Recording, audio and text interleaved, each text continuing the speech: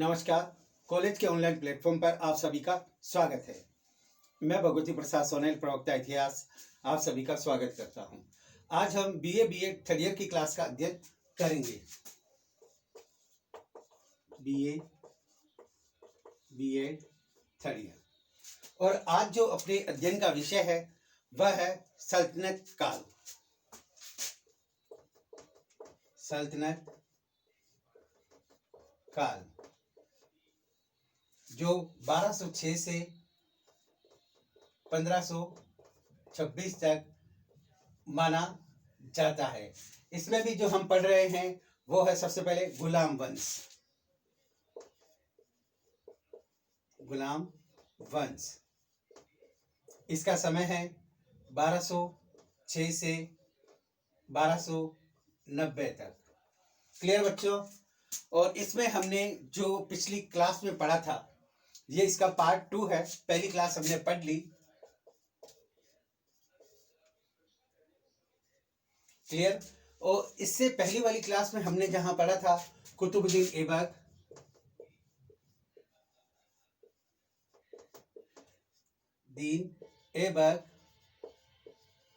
और उसके बाद इल्तुतमिश पढ़ रहे थे।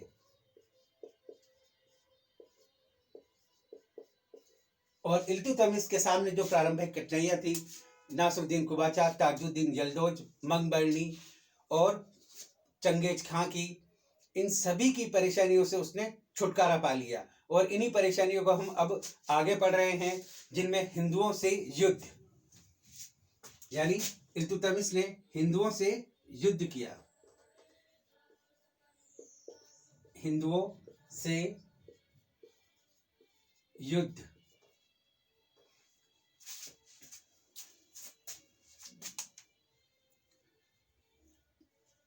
मोहम्मद गोरी की मृत्यु के पश्चात अनेक हिंदू शासकों ने अपनी शक्ति को पुनः संगठित किया।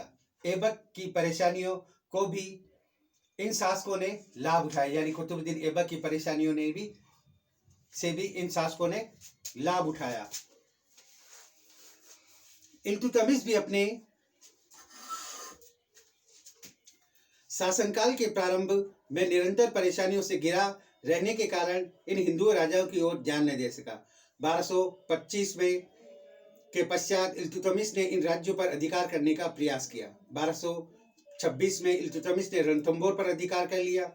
1227 में मंडोर राज्य पर आक्रमण कर उसे विजित किया। मंडोर यानी जोधपुर, विजय प्राप्त की।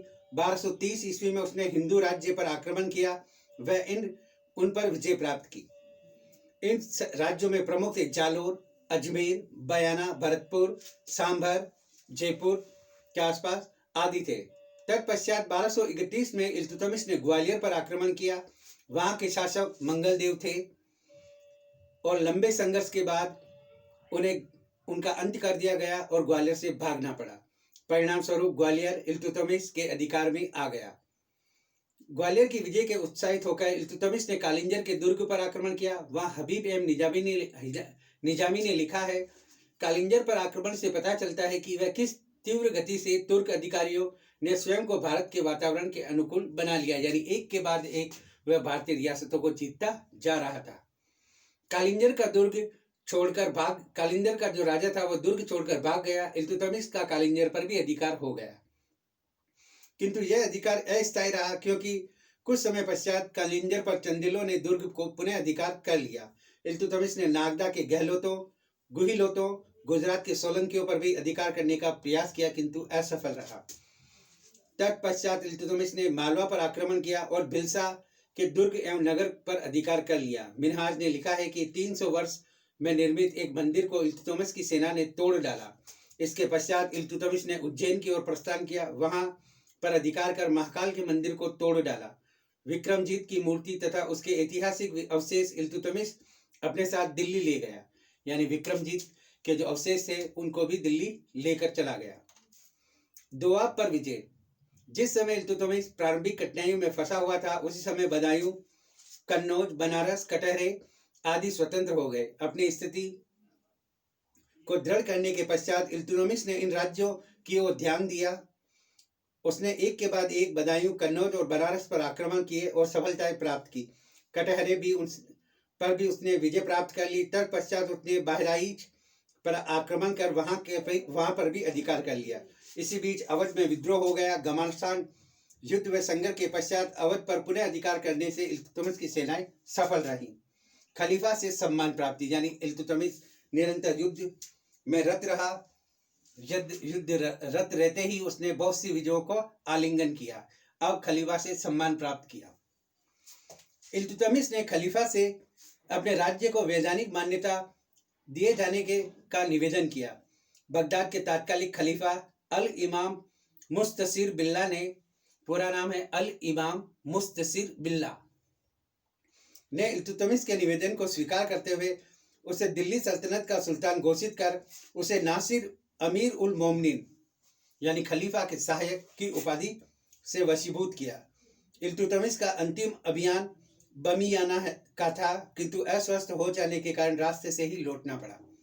1236 में उसकी मृत्यु हो गई, यानी इल्तुतमिश की भी मृत्यु हो गई।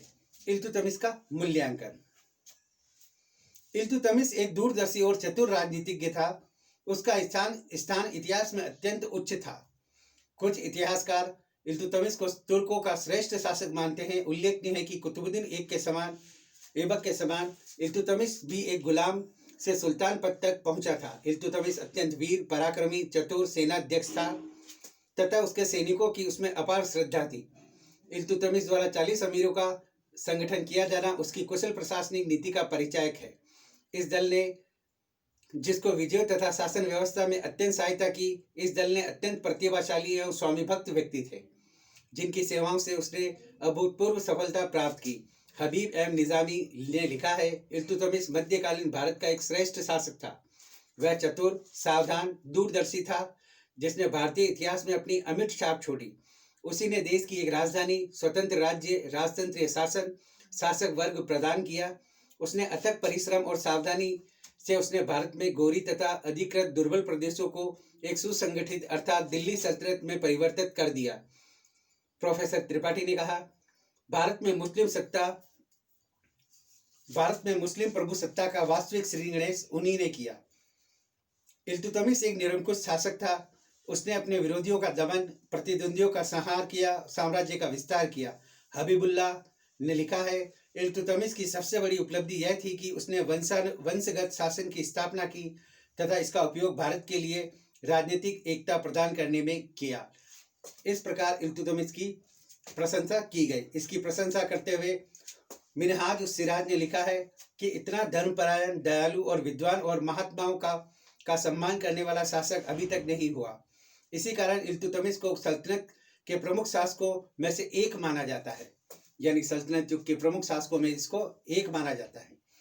और इल्तुतमिश की जो ये विजय है, इनका हमने उल्लेख किया है। इसकी जो प्रशासन के जो कार्य है, इक्ता प्रथा, नौरोज, पोबासा, सिजदा आदि, इन बातों का उल्लेख सल्तनत काल की सामाजिक, धार्मिक, आर्थिक, सांस्कृतिक स्थिति में पढ़ेंगे।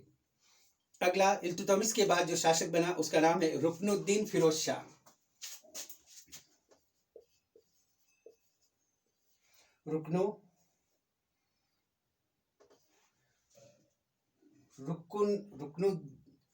क्या पता कैसे लिखा है, रुकनुद्दीन फिरोज शाह। बच्चों ये नाम याद रखना, 2 नंबर दिलवाएगा, क्योंकि अक्सर इल्तुतमिश के बाद उसकी पुत्री रजिया का नाम आ जाता है। और रजिया भी सल्तनत काल में एक महिला शासिका हुई। पूरे मुस्लिम पीरियड में एक ही महिला शासक हुई, रजिया सुल्ताना। अक्सर बच्चे क्या धोखा खा जाते हैं कि इल्तुतमिश के बाद कौन शासक बना, रजिया सुल्तान का नाम सबसे ऊपर लिखा होता है, किंतु रजिया सुल्तान से और इल्तुतमिश के बाद रजिया सुल्तान से पहले रुकनुद्दीन फिरोज शाह का नाम आता है। और ये जीके में 2 नंबर दिलवाता है, तो इस बात को भी ध्यान रखना। और ये इम्पोर्टेंट है, इसका नाम यही इम्पोर्टेंट है, बाकी कुछ भी नहीं है। इल्तुतमिश ने के पुत्रों में योग्य नासरुद्दीन मोहम्मद की मृत्यु 1229 में ही हो गई थी। उसका दूसरा पुत्र रुकनुद्दीन अयोग्य एवं विलासी था। अतः इल्तुतमिश ने अपनी पुत्री रजिया को अपना उत्तराधिकारी घोषित किया, यानी एक महिला को, उसकी पुत्री को उसने उत्तराधिकारी घोषित किया। किंतु इल्तुतमिश की मृत्यु के पश्चात अमीरों की सहायता से रुकनुद्दीन शासक बन गया। अमीर उस किसी स्त्री को शासक बनाने के पक्षधर नहीं थे। राज्यारोहण के पश्चात रुकनुद्दीन ने आराम और विलासतापूर्ण जीवन जारी रखा। अतः शीघ्र उसके राज्य में संकट के बादल छाने लगे, जगह जगह विद्रोह होने लगे। रुकनुद्दीन जब विद्रोह का सामना करने के लिए दिल्ली से बाहर आया, तब रजिया उसके विरुद्ध असंतोष का लाभ उठाते हुए दिल्ली के सिंहासन पर अधिकार कर लिया। कालांतर में रुकनुद्दीन को गिरफ्तार कर उसकी हत्या कर दी गई। इस प्रकार रुकनुद्दीन फिरोज शाह 7 माह तक शासक रहा और उसका अंत हो गया। यानी रुकनुद्दीन को 7 माह का शासक बना, उसमें वो भोग विलास में डूबा रहा। जिस दिन वो बाहर आया, रजिया ने उसके राज्य पर अधिकार कर लिया और उसकी हत्या करवा दी। अगली जो शासिका बनी वह है रजिया। इंपॉर्टेंट है रजिया। गुलाम वंश की जो अगली शासिका है रजिया, रजिया सुल्ताना। इन्होंने 1236 से 1240 तक शासन किया। याद रखना, 4 वर्ष तक इसने भी शासन किया। रुकनुद्दीन के पश्चात रजिया दिल्ली की शासिका बनी। इल्तुतमिश भी रजिया को शासिका बनाना चाहता था। मिनहाज ने लिखा है कि इल्तुतमिश ने जब उसके उत्तराधिकारी के विषय में पूछा, यानी इल्तुतमिश से उसके उत्तराधिकारी के बारे में पूछा था, तो उसका कहना था मेरे पुत्रों में कोई भी सुल्तान बनने के योग्य नहीं है। उसने साफ कह दिया, मेरे पुत्रों में से कोई भी सुल्तान बनने के योग्य नहीं है। मेरी मृत्यु के पश्चात आप देखेंगे कि रजिया के अतिरिक्त कोई इतना योग्य नहीं है जो इस देश पर शासन कर सके। और यही बात चरितार्थ हुई। इल्तुतमिश ने रजिया को उच्च कोटि की शिक्षा दी थी। भारत में तुर्क शासन के इतिहास में वह पहली और अंतिम शासिका थी। उसके राज्याभिषेक में अनेक आश्चर्य विशेषताएं थी। उसके मतलब राज्याभिषेक हुआ था उस समय भी अनेक आश्चर्यजनक विशेषताएं थी। दिल्ली की जनता ने पहली बार उत्तराधिकारी के प्रश्न पर स्वयं निर्णय लिया। पहली विशेषता यह कि यानी दिल्ली की जनता ने उसके राज्याभिषेक पर निर्णय लिया। उसके राज्याभिषेक ने इल्तुतमिश के चयन को सही प्रमाणित किया, यानी इल्तुतमिश की जो भविष्यवाणी हुई वह भी सत्य साबित हुई। एक स्त्री का शासिका बनना इस्लाम परंपरा के विरुद्ध था, यानी ये बात भी महत्वपूर्ण थी कि इस्लाम में इस बात का कहीं जिक्र नहीं था कि महिला शासक बने, और वह बनी। ये भी कोई चमत्कार से पूर्ण बात नहीं थी। दिल्ली की सेना, अधिकारियों और जनता ने रजिया का राज्याभिषेक किया था। अतः प्रांतीय राज्यपालों ने स्वयं को उपेक्षित एवं लज्जित अनुभव किया, यानी प्रांतों के जो पति थे उन्होंने स्वयं को लज्जित और अपमानित महसूस किया। परिणाम स्वरूप शासन के प्रारंभ में ही रजिया को प्रांतीय शासकों एवं अमीरों के विरोध का सामना करना पड़ा। प्रारंभिक विद्रोह, यानी रजिया के सामने भी विद्रोह कम नहीं हुए और रजिया को 4 वर्ष तक संघर्ष करना ही पड़ा और उसकी मृत्यु तक यह संघर्ष चला। प्रारंभिक विद्रोह। रजिया का सुल्तान होना तत्कालीन प्रांतपतियों एवं अमीरों के लिए असहनीय था। वे किसी स्त्री के समक्ष सिर झुकाने को तैयार न थे। अतः राजगद्दी पर आसीन होते ही अनेक स्थानों पर विद्रोह हो गए। बदायूं, झांसी, मुल्तान, लाहौर के प्रांतपतियों ने अपनी अपनी सेनाओं के साथ दिल्ली को घेर लिया।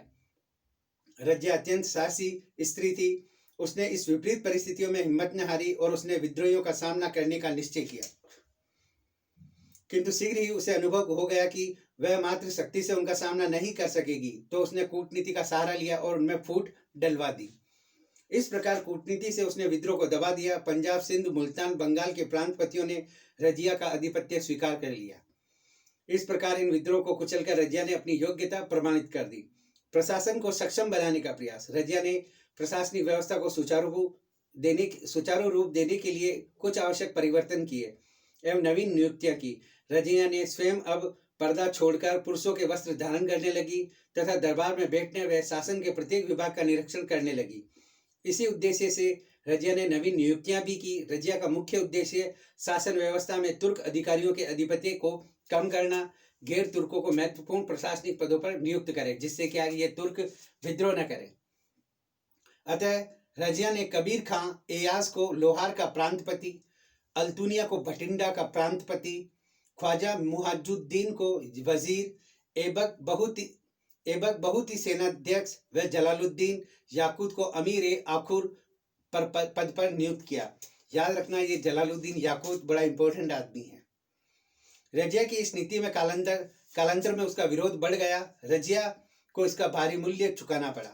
रजिया के शासनकाल में 1236 से 40 तक अनेक विद्रोह हुए। इन विद्रोह के शासक बनने के समय के पश्चात उसके निकटवर्ती में जो रह रहे कारमत मुजाहिद संप्रदाय के लोगों ने विद्रोह किया। रजिया ने शक्तिशाली सेना भेजकर इनके विद्रोह का अंत कर दिया। सैकड़ों विद्रोहियों को मौत के घाट उतार दिया। करमत एवं मुजाहिदों ने विद्रोह का दमन करने के कारण रजिया के यश और कीर्ति फैली। रणथंभौर और ग्वालियर के दुर्गों की समस्या। दिल्ली से में चल रही राजनीतिक अव्यवस्था से लाभ उठाकर राजपूतों ने रणथंभौर दुर्ग को पुनः अधिकार में ले लिया और उसके चारों ओर घेरा बना लिया। तुर्क सेना ने चारों ओर से घिर जाने के कारण रजिया ने इन दुर्गों को खाली करने का आदेश दिया, जिनका तुर्क अमीरों ने घोर विरोध किया। उनसे असंतोष की भावना बढ़ी। ग्वालियर के दुर्गपति रजिया के विरुद्ध विद्रोह करने की कोशिश कर रहा था, अतः रजिया ने उसे बंदी बना लिया, किंतु दिल्ली के रास्ते में ही वह भाग निकला। अमीरों का विचार था कि उसकी हत्या कर दी जाए। इससे भी घनघोर असंतोष फैला। अन्य समस्याएं। मंगोल के आक्रमण के परिणाम स्वरूप मंगबर्नी के प्रतिनिधि हसन ने रजिया से मदद मांगी। रजिया ने इल्तुतमिश की नीति का पालन कर उसे सहायता न देने का निर्णय लिया। तुर्क अमीरों ने रजिया की इस नीति का विरोध किया तथा उसकी इस नीति को रजिया की सैनिक दुर्बलता कहा। रजिया ने खुले रूप से दरबार में बैठने व पुरुष वेश धारण करने से भी अमीरों ने विरोध किया। रजिया का पतन, यानी अमीर इसके निरंतर विरोधी बने रहे और निरंतर उसके समय में झगड़े होते रहे। अंत रजिया का अंत ही हुआ। रजिया का पतन। रजिया की सफलता ही उसके पतन का कारण बनी। उसे ताज की शक्ति को अंकुश बनाने का प्रयत्न किया। रजिया गैर तुर्कों का एक प्रतिद्वंदी दल बनाकर अमीर तुर्कों के शक्ति का संतुलन करना चाहती थी, ताकि तुर्की अमीर उनके अपने को सैनिक बिरादरी के रूप में संगठित कर लिया था। रजिया ने इस प्रकार की नीति को सहन नहीं किया। यानी रजिया ने जब उनके विरुद्ध में संघ बनाया अमीरों के, तो अमीरों ने भी अपना एक संघ बनाया, जिसे रजिया बर्दाश्त नहीं कर सकती थी। उनका विचार था कि उनके बिना राज्य का काम नहीं चल सकता। अमीरों के असंतोष का एक अन्य कारण था जलालुद्दीन याकूत नामक कर्मचारी पर विशेष कृपा बनी थी। यानी जलालुद्दीन याकूत पर रजिया की विशेष कृपा थी। इस बात को लेकर वह बर्दाश्त नहीं कर पा रहे थे और रजिया ने इस कार्य के कटु आलोचना की गई थी। तुर्क अमीरों को सुल्तान का यह आचरण असहनीय था और रजिया के विरुद्ध विद्रोह की भावनाएं फैलने लगी। हबीब और निजामी ने लिखा है कि जब सुल्ताना रजिया ने जलालुद्दीन याकूत हफ्सी को अपना विश्वास पात्र बना लिया और शमसीदास तुर्क अमीर तथा मलिक सुल्ताना से अप्रसन्न हो गए। मलिक इख्तियारुद्दीन एतगीन अमीर हाजिब को, जो मलिक इख्तियारुद्दीन अल्तुनिया ताबर हिंदा के राज्यपाल का मित्र था और सहायक था, इस परिवर्तन की सूचना दे दी गई, तो अल्तुनिया ने विद्रोह की तैयारियां शुरू कर दी। विद्रोह रजिया की शक्ति व उसके सैनिकों की स्वामी भक्ति को पहचानते थे, अतः रजिया को दिल्ली से बाहर लाकर पराजित करना चाहते थे, क्योंकि दिल्ली की जनता रजिया की समर्थक थी और वह दिल्ली में आराम से विद्रोह को दबा सकती थी। किंतु उन्होंने एक चाल चली, रजिया को दिल्ली से बाहर लाया जाए। सर्वप्रथम पंजाब के प्रांतपति कबीर खान ने विद्रोह किया। कबीर खान को परास्त किया, वह अपनी अधीनता में स्वीकार लाने के लिए बाध्य किया। 1240 में बठिंडा के प्रांतपति अल्तुनिया ने विद्रोह कर दिया। उसका भी दमन करने के लिए रजिया आगे बढ़ी, किंतु बठिंडा पहुंचते ही याकूत की हत्या कर दी गई। यानी जो उसके विशेष कृपा पात्र था जलालुद्दीन, उसकी भी हत्या कर दी गई याकूत की हत्या से रजिया का मनोबल निश्चित रूप से टूटा होगा। अल्तुनिया ने रजिया को बंदी बना लिया। यानी अल्तुनिया ने रजिया को बंदी बना लिया। इल्तुतमिश के तीसरे पुत्र बहराम को गद्दी पर बिठाया। कालांतर में रजिया ने अल्तुनिया से विवाह कर लिया। यानी अल्तुनिया के विरुद्ध भी उसने एक चाल चली। रजिया ने अल्तुनिया से विवाह कर लिया, निकाह कर लिया। बहराम की नीतियों से नाखुश अल्तुनिया ने रजिया के साथ दिल्ली पर आक्रमण के लिए प्रस्थान किया। अब अल्तुनिया और रजिया दोनों ने दिल्ली पर आक्रमण किया, किंतु बहराम ने उन्हें परास्त कर दिया। पराजित होकर रजिया व अल्तुनिया भटिंडा लौटना पड़ा, जहां कुछ हिंदुओं ने रजिया और अल्तुनिया की हत्या कर दी। 1240 में मूल्यांकन। रजिया निसंदेह एक श्रेष्ठ शासिका थी। एक योग्य शासक के सभी गुण उसमें विद्यमान थे। वह शासन के संगठन में प्रवीण थी तथा एक योग्य सैनिक के सभी गुण उसमें विद्यमान थे। वह चतुर राजनीतिज्ञ और कूटनीतिज्ञ थी। इस तथ्य से कदापि इनकार नहीं किया जा सकता कि इल्तुतमिश के उत्तराधिकारियों में वह सबसे योग्य थी। मिनहाज ने कहा है, वह एक महान शासिका, बुद्धिमती, न्यायी, उदार, विद्वानों को आश्रय देने वाली, प्रजा की शुभचिंतक, सैनिक गुणों से संपन्न तथा उन सभी प्रशंसनीय गुणों एवं योग्यता से परिपूर्ण थी, जो एक सफल शासक होने के लिए आवश्यक थे, किंतु दुर्भाग्य से वह एक स्त्री थी। यानी उसमें सारे गुण पुरुषों के थे, विद्वानों को आश्रय देने वाली, योग्य, कूटनीतिक, सैनिक में दक्ष, सारी नीतियों की जानकार, परंतु लास्ट में यही बात थी, वह एक स्त्री थी जो उसके पतन का कारण बनी। उसकी असफलता अल्प शासन इस बात का प्रमाण है कि मुस्लिम राजनीति में स्त्रियों के लिए कोई स्थान न था। उल्लेखनीय है कि रजिया के पतन के लिए मात्र यही कारण उत्तरदायी नहीं था। उसके पतन के मुख्य कारण उसका स्त्री होना नहीं, वरन तुर्क अमीरों की बलवती महत्वाकांक्षा थी। यानी तुर्क अमीर भी अपनी महत्वाकांक्षा के लिए उसका दमन करना चाहते थे। वह सुल्तान को अपने हाथ की कठपुतली बनाकर राज्य की शक्ति पर अपना एकाधिकार बनाए रखना चाहते थे, किंतु रजिया द्वारा उसके विरुद्ध नीति अपनाई गई। रजिया ने संपूर्ण शक्ति अपने हाथ में केंद्रित करने का प्रयास किया, जिससे तुर्क अमीरों द्वारा विरोध किया गया, जिसका अंत रजिया के पतन के रूप में हुआ। इस प्रकार दिल्ली सल्तनत में रजिया का अंत हो गया। रजिया के पश्चात 1265 ईस्वी तक 3 शासकों ने शासन किया। यानी 1240 से 1265 तक 3 शासकों ने शासन किया। इनमें मुइजुद्दीन बाराम शाह 1240 से 42 तक, दूसरा अलीउद्दीन मसूद शाह 1240 से 46 तक, तीसरा नासरुद्दीन महमूद 1246 से 66 तक 20 वर्षों तक शासन किया। ये तीनों ही कमजोर शासक थे। इनके पश्चात दिल्ली में पुनः एक शक्तिशाली शासक का आविर्भाव हुआ, जिसका नाम था बलबन। अगला शासक हम पढ़ेंगे बलबन।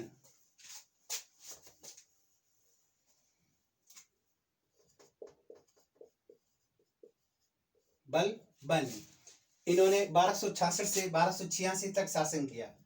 66 से 1286 20 वर्षों तक इन्होंने शासन किया राज्य पर। और 20 वर्षों तक जो नासरुद्दीन महमूद का शासनकाल है, उस समय यह प्रधानमंत्री के पद पर था। यानी 40 वर्षों तक यह उस शासनकाल में रहा। 20 वर्ष राजा, 20 वर्ष पदाधिकारी। तो इसको शासन के संपूर्ण नियमों का जानकार हो गया है बलबन। इसीलिए बलबन के राजत्व का सिद्धांत आज भी बहुत इंपॉर्टेंट पढ़ाया जाता है। बलबन इलबर्क कबीले का एक तुर्क था। युवावस्था में ही मंगोलों ने उसे अपना गुलाम बना लिया तथा बसरा के ख्वाजा जमालुद्दीन को बेच दिया। जमालुद्दीन ने उसे सुशिक्षित कर सुल्तान इल्तुतमिश को बेच दिया। यानी सुल्तान इल्तुतमिश का गुलाम था, बेच दिया। 1232 में सुल्तान इल्तुतमिश ने उसकी योग्यता और स्वामी भक्ति से प्रभावित होकर उसे 40 अमीरों के दल में शामिल कर लिया। यानी इल्तुतमिश के 40 मंडल में यह भी एक व्यक्ति था तथा खास दरबार में के पद पर नियुक्त किया। सुल्तान रजिया के शासनकाल में उसे अमीर शिकार का पद मिला। रजिया के पतन के समय बहराम से मिल गया और रेवाड़ी की जागीर प्राप्त कर वहां अति उत्तम शासन व्यवस्था की स्थापना की। यानी बहराम शाह के समय में भी यह था, मिल गया तथा रेवाड़ी की जागीर प्राप्त कर वहां पर शासन प्रबंध किया। इसी समय मंगोलों के आक्रमण का सामना किया। इल्तुतमिश के छोटे पुत्र नासरुद्दीन महमूद सुल्तान बनने पर बलबन ने शीघ्र ही उन्नति की। नासरुद्दीन अत्यंत असाधारण योग्यता का स्वामी था, अतः उसने संपूर्ण जिम्मेदारी बलबन को सौंप दी। नासरुद्दीन ने सिंहासन रूढ़ होने के पश्चात बलबन से कहा, मैंने शासन तंत्र तुम्हारे हाथ में सौंप दिया है। ऐसा कोई कार्य न करना जिससे मुझे और तुम्हें खुदा के सम्मुख लज्जित होना पड़े। यानी सारे के सारे अधिकार उसने बलबन को दे दिए और क्या कहा, तुम ऐसा कोई काम नहीं करोगे कि तुम्हें मेरे और खुदा के सामने लज्जित होना पड़े। बलबन को अमीरों का प्रधान बना दिया गया और उसे उलूग खां की उपाधि से अलंकृत किया। धीरे धीरे बलबन ने अपनी शक्ति बढ़ा ली। नासरुद्दीन जो बलबन का दामाद भी था के पुत्र न होने के कारण 1265 में नासरुद्दीन की मृत्यु होने पर बलबन दिल्ली का सुल्तान बन गया। यानी बलबन का दामाद था नासरुद्दीन और उसकी मृत्यु के पश्चात वह शासक बन गया, क्योंकि उसके कोई पुत्र नहीं था और वास्तविक सत्ता बलबन के हाथ में आ गई। बलबन के प्रधानमंत्री के रूप में कार्य 1246 से 1265 तक दिल्ली सल्तनत का वास्तविक सत्ता बलबन के हाथ में ही रही थी। निजामी तथा अन्य विद्वानों के समय वास्तविक शासन बलबन को ही मानते हैं। अवध बिहारी पांडे इस मत से सहमत नहीं है। उनका विचार है कि कम से कम 1255 तक तो नासरुद्दीन ही वास्तविक सुल्तान था, किंतु विभिन्न स्रोतों से इस बात पर संदेह नहीं रह जाता है कि इस काल में बलबन के हाथों में ही वास्तविक सत्ता थी। यानी पूरी की पूरी सत्ता बलबन के हाथ में ही थी। अपने प्रधानमंत्रित्व काल में बलबन ने अनेक महत्वपूर्ण कार्य किए जो निम्न हैं। पहला स्वयं को शक्तिशाली बनाना, यानी बलबन ने पहला काम किया, स्वयं को शक्तिशाली बनाया। बलबन ने सर्वप्रथम अपनी स्थिति को सुदृढ़ करने का प्रयास किया। उसने अपने भाई कुशलुक खां को अमीर हाजिब पद पर नियुक्त किया। अपने चचेरे भाई शेर खां को भटिंडा का सूबेदार बनाया। अपनी पुत्री का विवाह सुल्तान से कर दिया। वजीर अबू बकर को भी बलबन ने अपने समक्ष घुटने टेकने पर विवश कर लिया, यानी एक तरह से अपने विश्वास पात्रों को वह नियुक्त करने लगा और अपनी पुत्री का विवाह सुल्तान नासरुद्दीन से कर दिया और उसको दामाद बना लिया, यानी विश्वास पात्र सुल्तान का भी रहा और आगे चलकर वह उसके काम भी आया। सीमा प्रांत को सुरक्षित बनाना। मंगोलों के निरंतर आक्रमण के कारण उत्तरी पश्चिमी सीमा प्रांत अत्यंत विकट थी, अतः बलबन ने उसकी ओर ध्यान दिया। 1246 में बलबन ने पंजाब के खोखरों तथा पंजाब के कुछ अन्य जातियों पर आक्रमण कर उसका दमन किया। इसके बाद लाहौर, मुल्तान, उच्च और पुणे दिल्ली पर सल्तनत की स्थापना की। विद्रोह का दमन। इल्तुतमिश की मृत्यु के बाद दिल्ली में केंद्रीय सत्ता कमजोर हो गई थी। इसका लाभ उठाकर अन्य राज्यों ने भी विद्रोह और स्वतंत्रता को प्राप्त कर लिया। सर्वप्रथम 1246 में दोआब के कटहरों के राजपूत सरदारों ने विद्रोह किया, किंतु बलबन ने दबा दिया। 1250 में इन राजपूतों ने पुनः विद्रोह किया। बलबन ने पुनः इस क्षेत्रों को विद्रोह से मुक्त कर दिया। 1256 में कुतलुक खान ने विद्रोह करने पर इन सरदारों ने कुतलुक खान की सहायता की, किंतु इस बार भी बलबन ने उनको दबा दिया। झांसी के निकटवर्ती चंदेलों की शक्ति बढ़ रही थी। 1248 में बलबन ने चंदेलों के विरुद्ध अभियान किया। यद्यपि चंदेलों का पूर्ण रूप से दमन न कर सका, किंतु चंदेल को उत्तरी दिशा में बढ़ने से रोकने में सफल रहा। दिल्ली सल्तनत को सर्वाधिक शक्तिशाली चोट राजपूताना के चौहानों ने पहुंचाई। चौहानों ने रणथंभौर को केंद्र बनाकर दिल्ली में धावे मारे तथा विभिन्न क्षेत्रों पर अधिकार करने में सफल भी रहे। इन राजपूतों को दमन करने हेतु बलबन ने 1248, 1254, 1258 में अनेक सैनिक अभियान किए, किंतु राजपूत सत्ता को छिन्न भिन्न न कर सका, यानी राजपूतों ने उनकी खूब नाक में दम किया और उन पर धावे मारे। मेवाती। मेवात का मुख्य क्षेत्र राजस्थान के अलवर के निकट का क्षेत्र था, यानी अलवर का जो भाग है वो मेवात कहलाता था। इन लोगों ने दिल्ली सल्तनत के अधिकारियों के लिए अनेक समस्याएं खड़ी कर दी। मेवाती जो जद्दोभट्टी थे के नेतृत्व में विभिन्न क्षेत्रों में लूटपाट करते और दिल्ली पर धावे मारते। बलबन ने इनका दमन करने के लिए 1249, 1259, 1260 में 2 अभियान किए तथा हजारों मेवातियों को मौत के घाट उतार दिया, फिर भी पूर्णतः इनका दमन नहीं कर पाया। बलबन के प्रधानमंत्री पद से हटाना और पुनर्नियुक्ति। बलबन की बढ़ती हुई शक्ति के प्रभाव को अनेक अमीर सह न सके तथा उन्होंने सुल्तान के उसके विरुद्ध कान भरने शुरू कर दिए। इसका नेता इमामुद्दीन रियान था, जो षड्यंत्र करने तथा राजनीतिक जोड़ तोड़ में सिद्धस्त था। उसने सुल्तान को विश्वास दिलाया कि बलबन की बढ़ती हुई शक्ति स्वयं सुल्तान के लिए घातक होगी। सुल्तान उसकी बातों पर विश्वास में आ गया। सुल्तान ने बलबन को अपदस्थ कर दिया और इमामुद्दीन रेहान को उसके स्थान पर नियुक्त किया, यानी प्रधानमंत्री रेहान को ही बना दिया। रेहान अपनी योग्यता को प्रमाणित न कर सका तथा अमीर भी उसके विरोधी हो गए। इसी समय सुल्तान के विरोधी शक्तियां भी जोर पकड़ रही थी, किंतु रियान उनका दमन करने में सक्षम न था। सुल्तान ने एक बार फिर बलबन को आमंत्रित किया। इस प्रकार 1253 से 1254 तक बलबन प्रधानमंत्री नहीं रहा। फरवरी 1254 में वह पुनः प्रधानमंत्री बना और जनता द्वारा उसकी पुनर्नियुक्ति का स्वागत किया गया। इस बार प्रधानमंत्री बनने के पश्चात बलबन ने अपनी स्थिति और अधिक सुदृढ़ की तथा सुल्तान नासरुद्दीन की मृत्यु तक पूर्ण सत्ता उसके अधिकार में ही रही। इस काल में भी अनेक विद्रोह का दमन किया। उत्तरी भारत के विभिन्न क्षेत्रों में बलबन के विद्रोह की अग्नि प्रज्वलित करते रहे। इन विद्रोह के प्रमुख नेता कुतलुक खां, किशलुक खां आदि थे। बलबन ने दृढ़ता से इन विरोधियों की योजना को असफल किया। इस प्रकार 2 दशक तक एक सफल प्रधानमंत्री के रूप में संघर्षों का प्रतिरोध कर बलबन ने विद्रोहियों का दमन कर अमीरों व मलिकों को दबाकर बलबन ने राज्य में शांति की स्थापना की। यदि इन वर्षों में बलबन अपनी वीरता और शक्ति का परिचय न देता तो दिल्ली के राज्य आंतरिक विद्रोह और बाह्य आक्रमणों के थपेड़ों से नहीं बच पाता। यानी बलबन का जो योग्य था तो उसने 20 वर्षों तक प्रधानमंत्री के पद पाकर विदेशियों से रक्षा की, स्थानीय विद्रोह को दबाया, अमीरों के विद्रोह को दबाया और संपूर्ण क्षेत्र में शांति व्यवस्था कायम की। अब बलबन सुल्तान बन गया।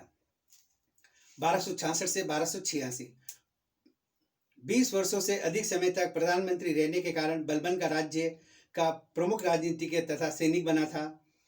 सुल्तान नासरुद्दीन को भी यह विश्वास हो गया कि बलबन के बिना राज्य का कार्य नहीं चल सकता था, अतः अपनी मृत्यु से पूर्व सुल्तान ने अपना उत्तराधिकारी उसे नियुक्त कर दिया। नासरुद्दीन के कोई पुत्र नहीं था। इसके अतिरिक्त राज्य में अन्य कोई इतना योग्य व्यक्ति नहीं था जो तात्कालिक कठिन समस्याओं का सामना कर सके। नासरुद्दीन ने बलबन को अपना उत्तराधिकारी नियुक्त करके प्रजा तथा प्रजा के साथ न्याय किया। बलबन ने अपने शासनकाल में अत्यधिक योग्यता से शासन करके नासरुद्दीन के समय निर्णय और पूर्णता उचित प्रमाणित भी कर दी। बर्नी ने लिखा है तारीख फिरोजशाही में, जब वह सिंहासन पर बैठा तो उसने एक नया तेज प्रदान कर दिया। उसने शासन में व्यवस्था कायम की। जिन संस्थाओं की क्षमता को पूर्ववर्ती स्थापित किया गया, जिनकी शक्ति नष्ट अथवा शिथिल हो चुकी थी, सरकार की प्रतिष्ठा तथा सत्ता की पुनर्स्थापना हुई। उसके कठोर नियमों तथा दृढ़ संकल्प के कारण राज्य भर के सभी ऊंचे और नीचे व्यक्तियों ने उसकी सत्ता के समक्ष आत्मसमर्पण कर दिया। सभी लोगों के हृदय में उसका भय और आतंक बैठ गया, किंतु उसके न्याय तथा लोक हित की कामना के कारण प्रजा उसके पक्ष में हो गई और उसके सिंहासन की कट्टर समर्थक बन गई। यानी इसको इतना चाहने लगी जनता कि उसकी समर्थक हो गई। बलबन के शासक बनते ही उसके सामने भी अनेक समस्याएं उठ खड़ी हुई। कमजोर आर्थिक स्थिति, यानी शासक तो बन गया पर आर्थिक स्थिति कमजोर थी। बलबन की सर्वप्रथम समस्या राज्य की आर्थिक रूप से कमजोर होने की थी। पिछले कुछ वर्षों में विद्रोह, राजनीतिक उपद्रवों, सीमांत प्रदेशों की सुरक्षा के लिए राजकोष रिक्त हो चुका था। सैन्य बल को बनाए रखने के लिए भी धन की आवश्यकता थी। अतः आय में वृद्धि के स्थान पर कमी हो रही थी। दूरस्थ प्रदेशों की स्वतंत्रता, तुर्क सरदारों की स्वेच्छाकारिता के कारण आय घट गई थी। अतः आर्थिक स्थिति को सुधारने आवश्यक था। यानी पहली समस्या यह थी कि जो आर्थिक स्थिति घट रही थी, उस आर्थिक स्थिति को वापस सुधारना था। दूसरा, 40 अमीरों की समस्या। इल्तुतमिश ने प्रशासनिक सुविधा को बढ़ाने के लिए गुलामों के 40 अमीरों के दल की नियुक्ति की थी। इस दल में इल्तुतमिश को प्रशासनिक व्यवस्था कायम करने में अत्यधिक सहायता दी, किंतु उसकी मृत्यु के पश्चात वही दल साम्राज्य के विघटनकारी शक्तियों का प्रधान अंग बन गया। यानी 40 को बना दिया तो 40 अलग अलग रास्तों पर चलने लगे। नासरुद्दीन के प्रधानमंत्री के रूप में बलबन ने इनमें से अनेक की शक्ति का ह्रास कर दिया, किंतु अब भी अनेक का दमन किया जाना आवश्यक था।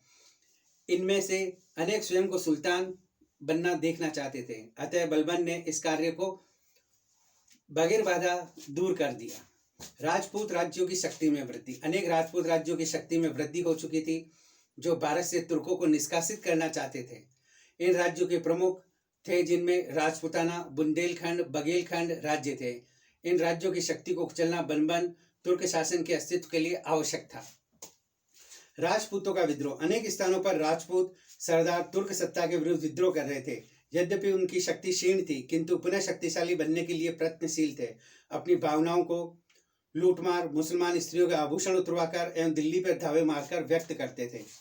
मंगोल आक्रमण का भय। देश की सीमाओं की सुरक्षा करना भी बलबन के लिए आवश्यक था, क्योंकि मंगोलों का आक्रमण निरंतर भय बना हुआ था। सुल्तान की प्रतिष्ठा में कमी।